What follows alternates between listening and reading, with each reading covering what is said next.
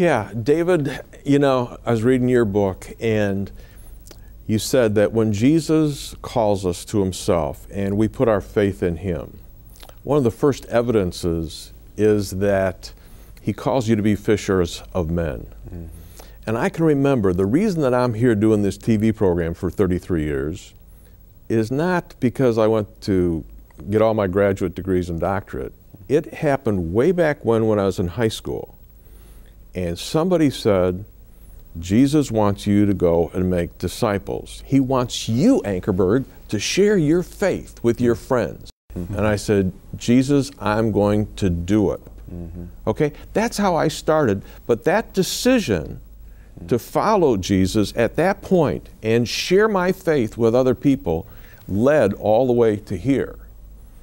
For you, what was it for you? A very similar story that, I mean, from the very beginning, I had people in my life that were telling me to be a disciple is to make disciples, that we can't disconnect these two things. The gospel is not intended to stop with any one of us. It's intended to spread through every one of us. And so, and to see that play out, in Robbie's life. I remember when I met him, he's come to Christ, and he's sharing the gospel. He's got so much to learn, had so much to learn. But he's sharing the gospel. Did I emphasize that enough? He has so much to learn. But he is sharing what he knows with the guys that God has put in his sphere of influence immediately.